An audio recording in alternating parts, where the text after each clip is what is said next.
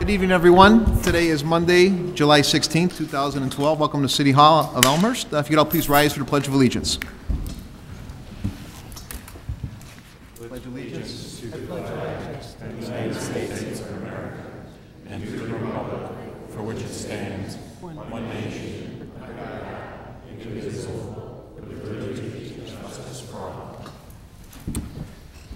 And to make our meeting official tonight, I ask Clerk Spencer to call the roll. Pezza. Here. Gutenkopf. Here. Leader. Here. Dunn, absent. Bram. Here. Polumsky. Here. York. Here. Tipskin. Here. Healy. Here. Levin. Here. Kennedy. Here. Morley. Here. Wagner. Here. Mulliner. Here. 13 present, 1 absent. 13 present, 1 absent. We have a quorum. And I would ask, as a courtesy to the chair, I would ask the council's permission to move item 6, announcements, up in the agenda as item 2A. Thank you. On to announcements, and I would like to make the first announcement. Recently, I made a decision and an announcement regarding an issue that was dividing some of the members of our community, as well as this council.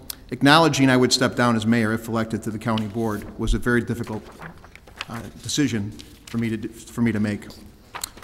One thing that cannot be disputed is that I love Elmhurst, and I'm honored to serve the community that elected me. I have faith that the future will tell us I made the right decision, and I hope that tonight this council can put this issue in its entirety behind us. I ask the council members to support the November referenda noted in the minority report on tonight's agenda. This will ensure several things. One, that we have a legal answer that is valid and clear. 2, that we keep this council focused on the real issues at hand, economic development, bringing promising developments such as Marianos into our community. These developments will create new jobs, new growth, and economic opportunity, and quality sites for our residents to enjoy. Lastly, the hiring of a permanent police chief, which is currently underway, deserves the attention of our full council. I trust that you will all unite and support this measure so that we can work together as a team and focus on the important issues at hand. And at this time, are there any other announcements for tonight?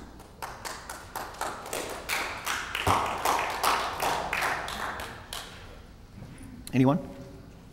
Is this announcement? Yes. Okay. And I hate to do this to Marilyn. For the details on today's bond offering and the savings, I believe we had a bond offering today at about $10 million, and the net savings to our city is $540,000. $558,000. So that was a very successful. That actually was also our bond rating continued at AAA plus. Thank you, Kevin. That's a great announcement for our city. Thank you. Thank you, Alderman. Anybody else with announcements? All right, we'll move on to item number 3, which is receipt of written communications and petitions from the public. At this time, if there's anyone with any written communications and or petitions, please rise and present those to Clerk Spencer at this time. Anybody? Okay, we'll move on to peer jury recognition, and I would ask Chief Dominic Panico to come to the podium, please. Talk about the good things that our youth are doing. Good evening. The peer jury program is an innovative alternative used to divert nonviolent first-time juvenile offenders from formal court action. Operating on a philosophy that it is better to prevent crime than to punish it, police youth officers have several options in juvenile cases to hold them accountable for their actions. Peer jury is a positive approach to the juvenile crime that often has a greater impact on a juvenile offender than court. Peer jurors are high school-age volunteers from the community who represent diverse backgrounds. They must be persons of character, mature, and trustworthy. They must be recommended by members of the school and the community. Once selected, they participate in a training program designed to give them background in juvenile law. They learn how to ask appropriate questions and arrive at appropriate solutions. They also maintain strict confidentiality regarding any cases they hear. Peer jury is a community-based solution to juvenile crime that works. A large part of the success of this program is due to these young men and women we are recognizing tonight. I would like to personally thank them for their commitment and their citizenship. I would also like to take this opportunity to thank those police officers who helped manage the program. Sergeant Mike McLean, Detective Frank Visconti, Officer Nick Waldemeyer, and Officer Mike Ryman. And also, members of our Citizens Police Academy Alumni Association who helped coordinate. That is Mr. Wayne Johnson and Wally Hastings. And to present the certificates, I would ask Sergeant Mike McLean to step up here, along with Mike Ryman. Wally, Wayne.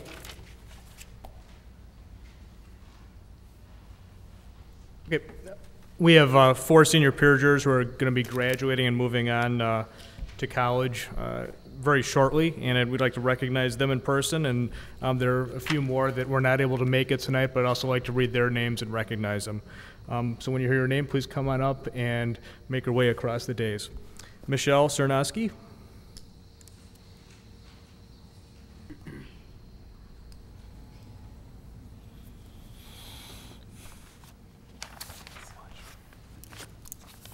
Kayleen Gallagher. Oh, It's okay to do a little applause. Congratulations. Good work, Mr. Nowski. Congratulations. Courtney Klatt. Good work. It's a great program. Molly McCann. Thanks and good luck. Thanks for Congratulations. Congrats. Thanks for your help. Appreciate it. Congratulations. Congratulations. Congratulations. James Peachy. Watch your step there. Good luck. You should watch your step. Thanks for your work on a great program. Congratulations. Great job. Kate Lawrence. Congratulations. Molly Wilk. Congratulations. And Courtney Klatt. Watch your step. Let's hear it for our youth and for all the great things.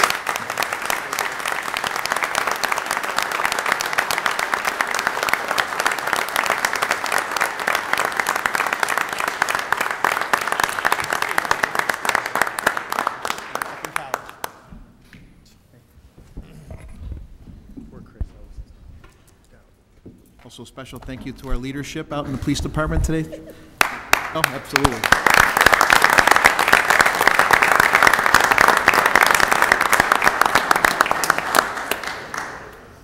All right. Moving right along here, good things. On to public forum. Clerk Spencer, is anyone signed up for public forum tonight? Yes, Mr. Mayor, we have 12 people who have signed up, and we'll start with Keith Rofano, 295 South Kenmore. Very Keith? good. Pass for the moment and ask for Kevin Van Solkema to be first if possible. Okay. Kevin Van Solkema, 311 South Kenilworth. Kevin, you could take a microphone either to the right or left there, and you have 3 minutes to speak, and we welcome you to City Hall. Thank you. Good evening. My name is Kevin Van Solkema. I live at 311 South Kenilworth in Elmhurst. I'm here to address the Redeemer Lutheran Sign Church matter. And really my purpose in the remarks is to express just how controversial the proposed electronic sign has become among many of our residents. There's been a significant and growing opposition from the 4th and 5th Ward residents, and indeed from residents across Elmhurst. And the front page story in the Elmhurst Press this past weekend certainly has escalated the awareness of the issue. Approximately 30 residents met with the Planning, Development, and Zoning Committee meeting earlier this month. Chairman Morley of that committee listened to many of the residents and their perspective. And from that meeting, there was a legal opinion which was commissioned, which I understand is still pending for issue. Last Tuesday evening, approximately 25 residents met to discuss their views and next steps. From that meeting, I would report that most of the residents that attended were opposed completely to the sign. Personally, I support and continue to support a compromise position. And coming out of that meeting, it was agreed that a contingent group of 4 people would be organized to engage with the church. And indeed, this coming Wednesday evening, there's this group of 4 of us that will be meeting with the church to see if we can explore the potential for a compromise position. I'm not convinced that any compromise is possible, and yet I certainly want to see what we can agree to and want to be a broker to seek a middle ground. So on Wednesday with the church, we'll be discussing the possibilities of a size reduction of the sign, the hours of operation, the length of the message being displayed, landscaping, and message content. Those are some of the attributes that we hope to explore to see if there's a middle ground that's possible. Clearly, most residents of our neighborhood enjoy and appreciate the church and its mission and fully support it. There's no issue there, of course, but it's the electronic part of the sign is what people find objectionable. And from my point of view, the Elmhurst signage ordinance is not clear. Therefore, the request by Chairman Morley for a legal opinion as to what is permissible in a highly dense residential district. The signage ordinance does need to be written regardless of how this issue turns out, and I would ask that you take that on. I would also ask that you consider your position, whether it's for or against, and as you do so, to remember that we have 25 churches or so in Elmhurst, and 4 of these churches have electronic signs at the moment. So as these other churches come forward, is this, the type of precedence that we want to set? There's a storm brewing out there, and we'll see what we can do to mitigate that and to bring some compromise and rationale to it. I'd like to see this resolved outside of this room, but it may be coming your way, and I wanted to alert you to that. Thank you. Thank you. Okay, Keith Rofano, 295 South Kenmore. Thank you, and I appreciate you switching up the order here because Kevin's the leadoff hitter. But yeah, my name is Keith Erfan. I live at 295 South Kenmore. I've been there about a year and a half, been in town about 10 years. And first, I really just have 2 points, and I really want to respect the time and certainly respect the process.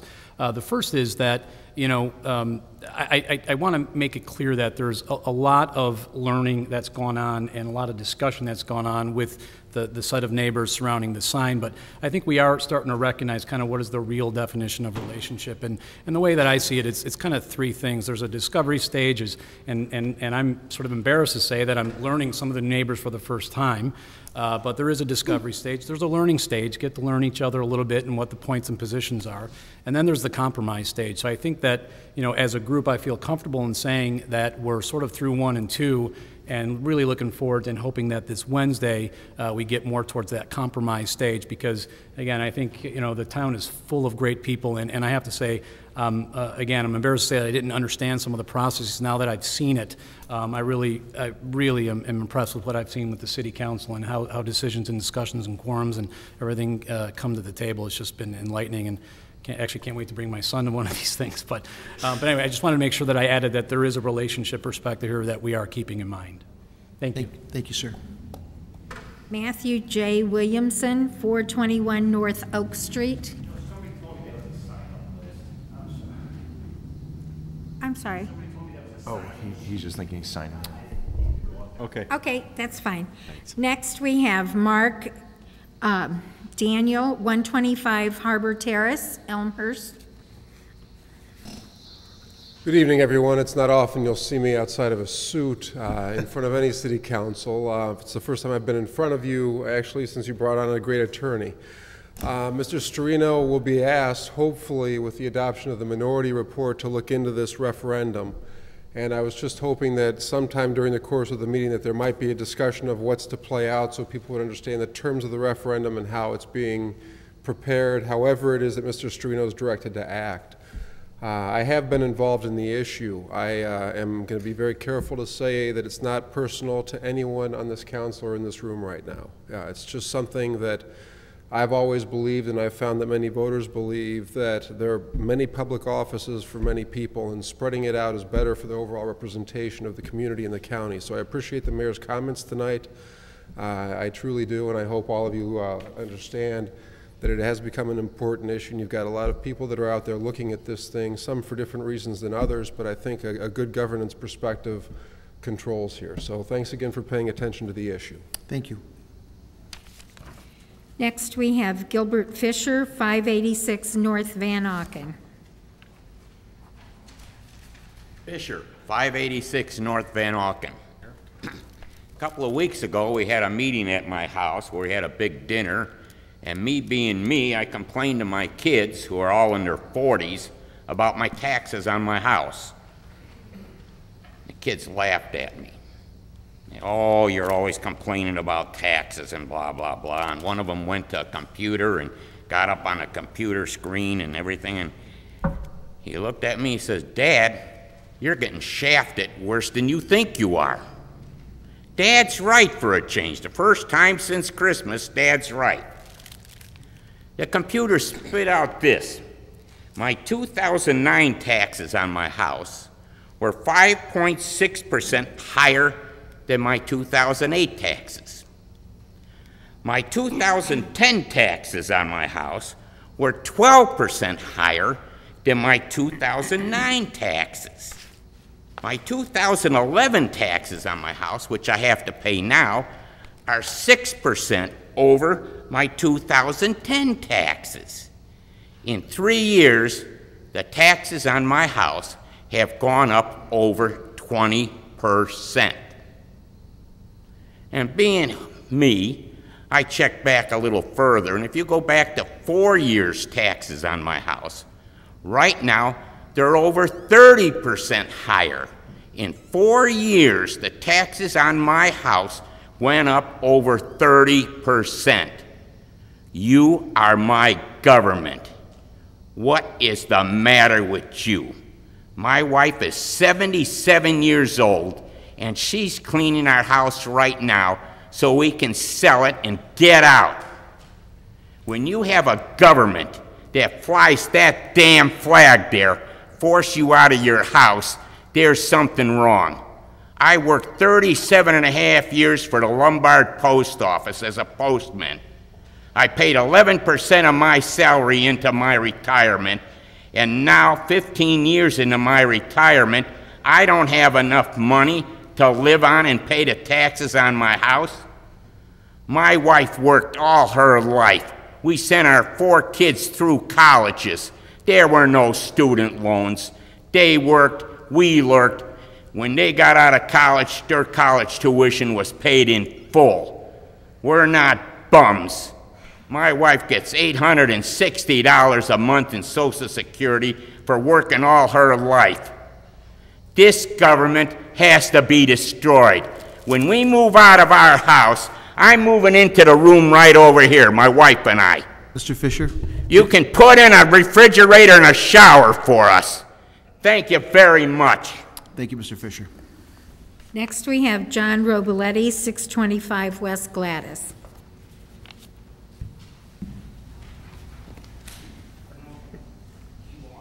John Robeletti, 625 West Gladys. The reason I want to talk about this referendum is I would like to know the aldermen that want this put in April, if they ever go to Jewel or Dominic's and talk to any people, and everybody I talk to wants this on the November referendum. And I hope everybody up there votes for it.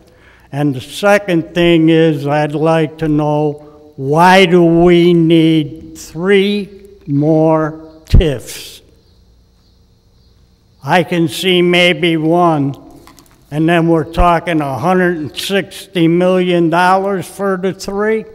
Pretty soon we'll be like San Bernardino, bankrupt. Thanks, Mr. Robeletti. Claude Pagash, 566 West Gladys.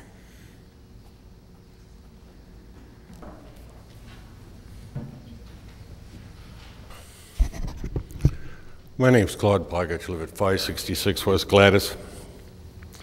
About a year ago, a large group of people from South Side came to this council and said, "You got to do something about the flooding down on our end of town." That's a year ago. What have we done since? We developed 3 TIFs. Like John said, $160 million. Then I pick up the newspaper, And I got another committee, they want a parking garage. They ain't got the money for it, but they want it anyway. So that'll be another bond issue. Then I pick up the agenda and I got the Finance Committee. They want $10 million.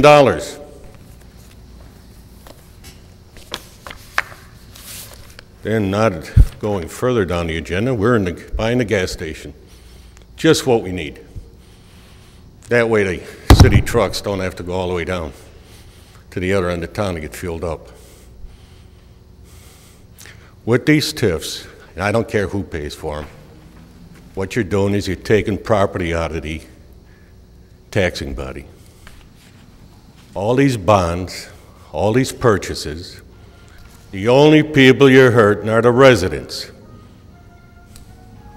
because they're going to pay. Mr. Morley may say in 10 years, you'll see the effect if you go along with all of this.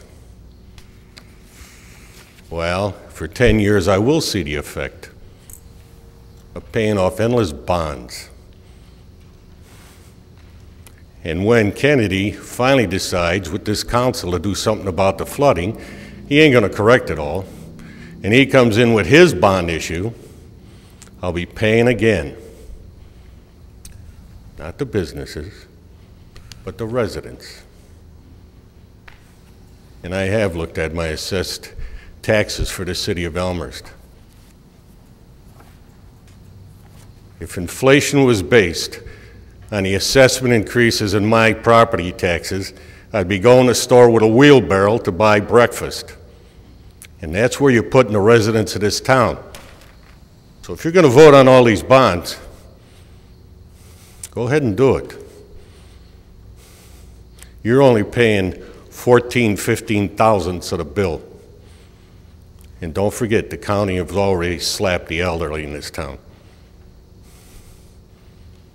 So keep on voting in these bonds. Claude, if you could wrap it up, thank you. Next, Megan Wozniak, 13749. I can't read that. Okay, Homer Glen, Illinois. That was Kickapoo? Kickapoo. Kickapoo. The Northern Indian tribe, FYI.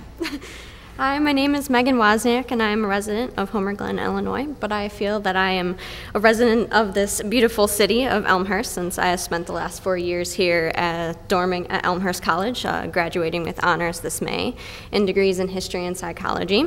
I tell you this so you know that I am serious about the study of history and how it is important and an integral part of our society.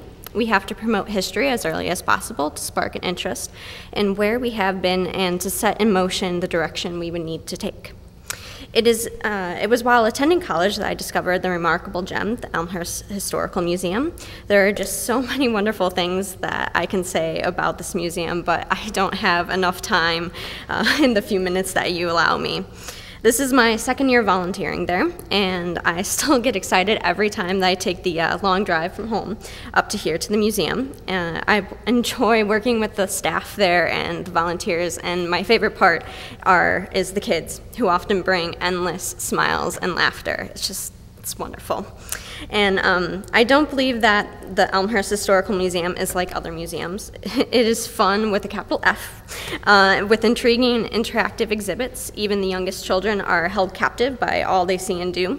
The museum's Summer Fun and Games program gives kids the opportunity to make an educational and fun craft each week, as well as socializing with others their age.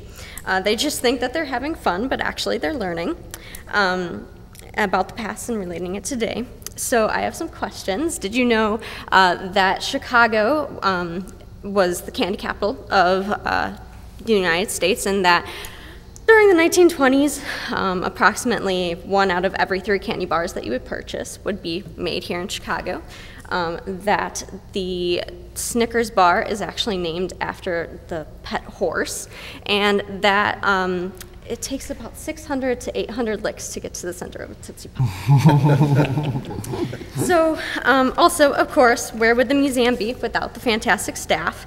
Whether it's replicating life in the one-room schoolhouse where the kids are finding answers to a myriad of questions about Elmhurst posed by the adults, the team goes above and beyond.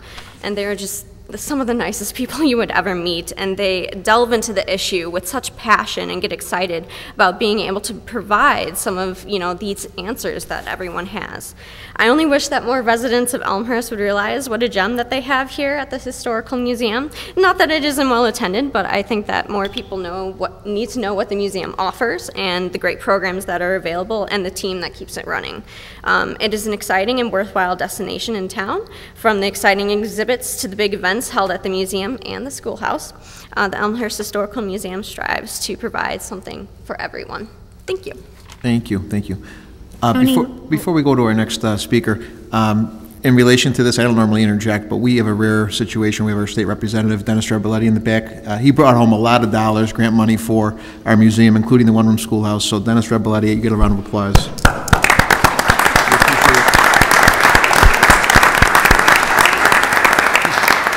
We appreciate what you do, Denny, and appreciate you coming out tonight. So, next speaker, I apologize. Tony Menezes, 757 Parkside. Thank you.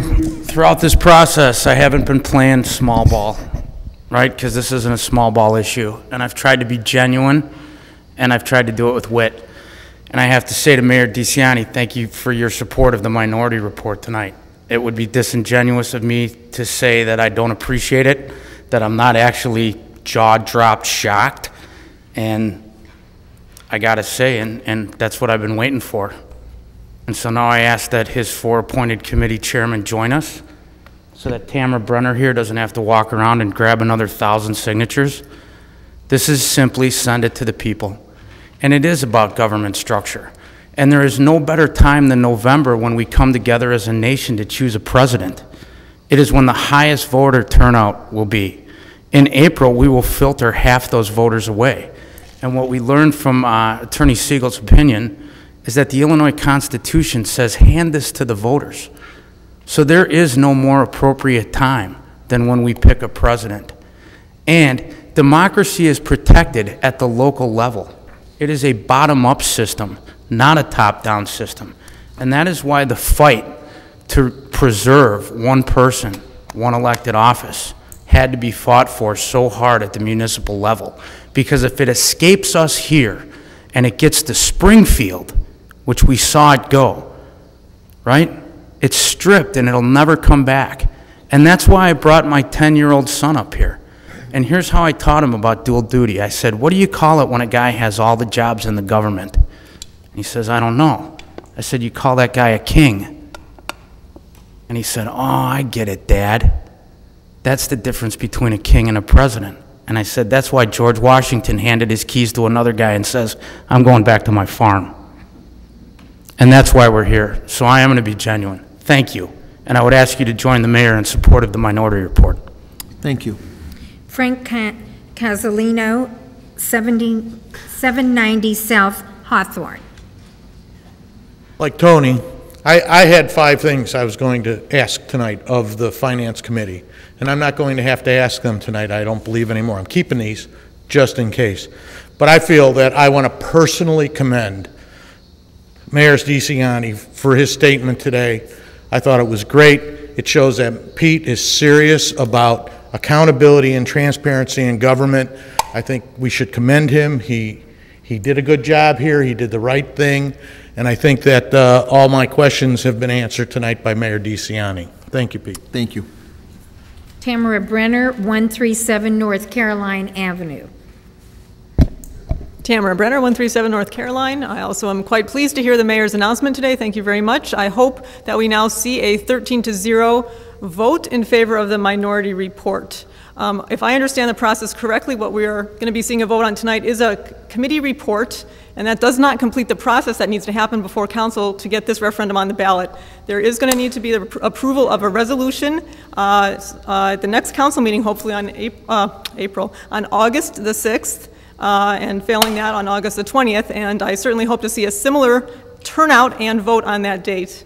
And I do think this is the right thing for the community to let the people vote, let everybody vote at the November election. We'll find out what they say. Whichever way they vote, we can all live with that. And I am very glad that I do not have to go out and collect another 1,000 signatures. Thanks a lot. Thank you. Darlene Heslop, 200 North Michigan, number 227. Okay. I would like to say that it was a long time coming for Mayor DeCiani to come around and do the right thing. Not that I'm totally, completely surprised. I wasn't as blown away as the rest of the audience was. I knew eventually something was going to have to give, and it was either going to be the city council, the mayor, or because of the pressure of the people, and that's what this government is about. It's about the people, not about the 15 of you. It's about all of us. And guess what? All of us opened up our mouths, we signed petitions, and it was really interesting because I've had a lot happen in the last couple of weeks, but I actually went out with Ms. Brenner and got signatures, and I was amazed as to what people said to me. Amazed as to what they pulled me aside and wanted to talk about. They were 100% behind all of us and wondered why you people were making us do what we were doing. So yes, I am cautiously optimistic because we still have a whole voting process to go through here, and we have resolutions to pass and everything like that. But I certainly hope that this means that now that this council has recognized that you are about the people and not about yourselves. Thank you. Thank you. That concludes public forum as far as anyone who's signed in tonight, Mr. Mayor. Thank you, Clerk Spencer. I will close the public forum at this time, move on to our consent agenda, and ask if there is anyone with any question or possibly maybe would want to vote no on any particular item to please indicate that at this time. Anybody? Hearing none, I'd ask for a motion in a second to approve the consent agenda in its entirety. Chairman Morley with a motion, Alderman Levin with a second, and Clerk Spencer, if you please call the roll. Morley. Aye. Levin. Aye. Kennedy. Aye. Wagner. Aye. Mulliner. Aye. Pezza. Aye. Butenkoff. Aye. Leader. Aye. Dunn. Absent. Bram. Aye. Polumsky. Aye. York. Aye. Hipskin. Aye. Healy. Aye.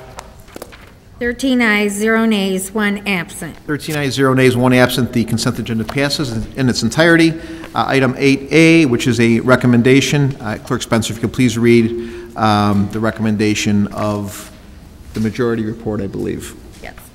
It is therefore the recommendation of the Finance, Council Affairs, and Administrative Services Committee that the City Council direct the City Attorney to prepare the appropriate resolution to approve placing a public question regarding restricting a City of Elmhurst elected official from holding more than one elected office for submission to the voters of the City of Elmhurst on the April 9th, 2013 ballot.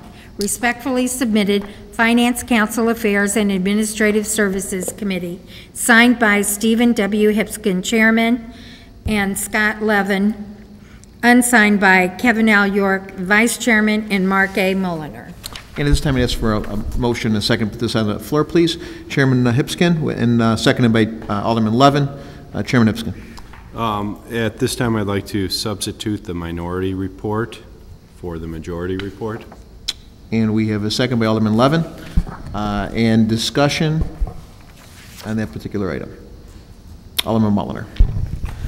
Yeah, I'd like to make sure that everybody understands that the minority report is a report that moves basically the referendum forward for a November vote, which is the time that's the appropriate time in my mind and always was the appropriate time in my mind. I thank Mayor Pete DeCiani for his support of this. I would hope that the entire City Council supports the November time frame.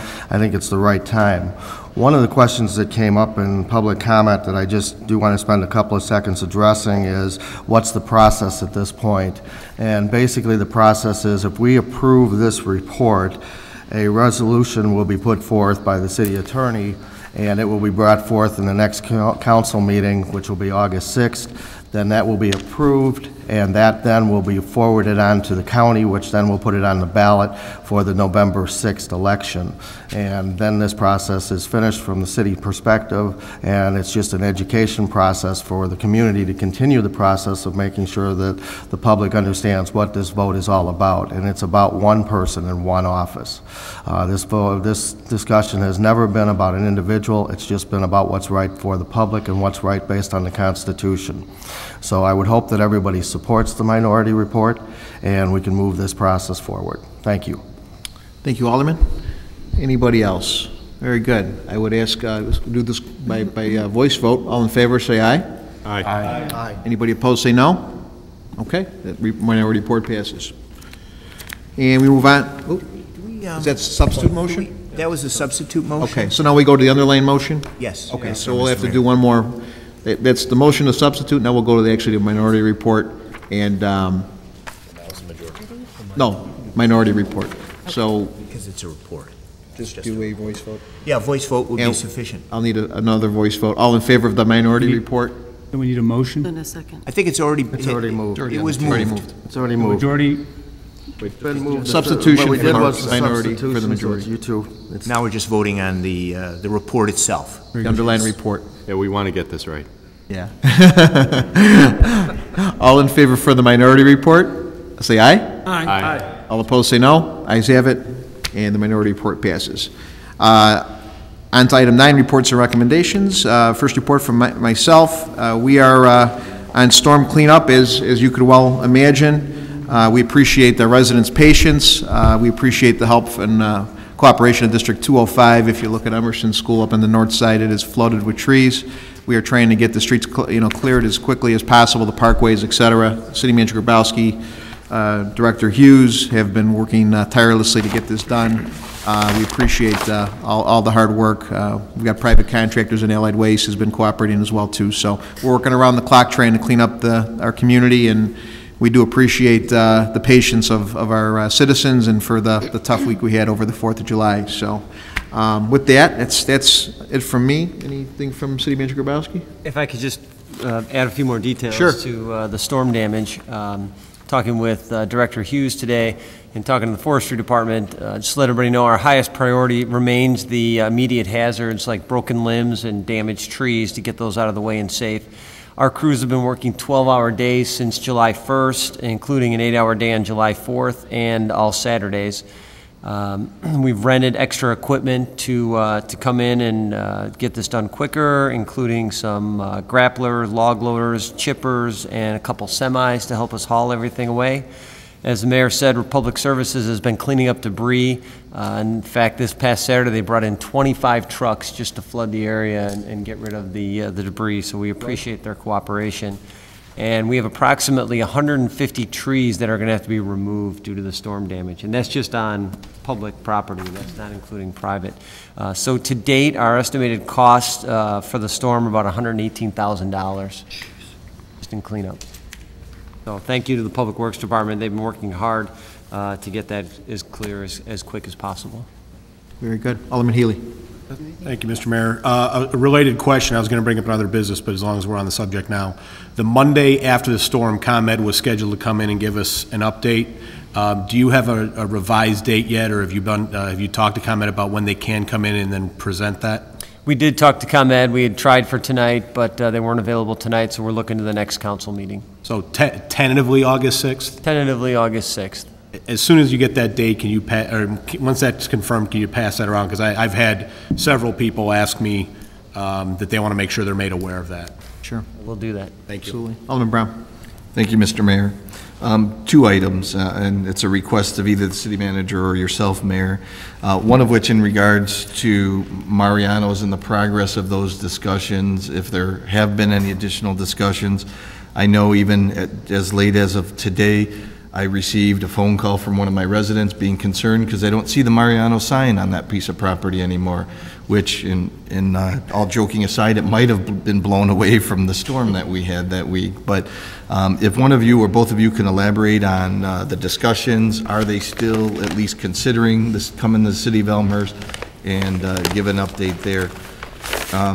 And I'll leave the other question for another time. Well, the other question was in regards to the subcommittees, the storm subcommittees, the citizen committees, if we could have an estimate on when those will be brought forth to the council. Very good. I'll take it. Okay. Marianos is 100% committed to Elmhurst. As a matter of fact, the Finance Committee met prior to this meeting to work on the development agreement. So that was a successful meeting, and I don't know what the timeline is as far as bringing that back. It'll be at the same time the TIF ordinance comes to the council, should be, which would be late August. Have they purchased that property as of yet? I believe the closing is contingent on the development agreement and all the zoning approvals that they're looking for. Can you ask them please to put a Mariano sign somewhere on that piece of property? We will do that. Absolutely. Regarding the two subcommittee reports, actually all the subcommittee reports, we have the sanitary subcommittee report. We expect to get the storm subcommittee report in short order. Staff wants to take a look at them, really analyze them, put some dollar costs on there, and then have them presented at City Council. And then presumably City Council would move it to a committee for further discussion. Thank you, because as one of the residents did state tonight, I believe it was Mr. Pogosh, it has been actually over a year. It has been 2 years since the storm, so we would like to, at least myself personally, would like to see exactly what suggestions and recommendations those committees have come up with. I would add, if I could, Alderman, that we have been doing some of the recommendations. We have been making some progress on some of the recommendations as far as maintenance, storm preparedness, things like that. We haven't seen any of the large projects take place yet. Thank you. Anybody else? Okay, we'll move on to item 10, which is a ordinance. Clerk Spencer, could please read the ordinance, please. This is ordinance 039-2012, an ordinance providing for the issuance of $10 million general obligation bonds, Series 2012 of the City of Elmhurst, DuPage, and Cook Counties, Illinois, and providing for levy and collection of a direct annual tax for the payment of the principal of and interest on said bonds. And at this time, I ask for a motion and a second to put this item on the floor, please. Chairman Hipskin with a motion, Vice Chairman York with a second. Discussion, Chairman Hipskin. This was the successful bond offering that I spoke of earlier today. It was a blended rate of 2.2454 and 2.429%, which is an incredible rate, which is reflective of the financial stability of our town and how well we're run, and which is a double A plus rating. Doesn't get a whole lot better than that. So, fine job, Mr. Chairman. Any other discussion? Hearing none, I ask Clerk Spencer to call the roll. Hipskin. Aye. York. Aye. Healy. Aye. Levin. Aye. Kennedy. Aye. Morley. Aye. Wagner. Aye. Mulliner. Aye. Pezza. Aye. Gutenkopf. Aye. Leader. Aye. Dunn, absent. Bram. Aye. Polumsky. Aye. 13 ayes, 0 nays, 1 absent. 13 ayes, 0 nays, 1 absent. The ordinance passes. On to other business. Anybody with any other business to discuss today? Anybody? Hearing none, I ask for a motion to adjourn. Alderman Morley with a motion. Second by Alderman Hipskin. All in favor say aye. Aye. We are adjourned. I didn't.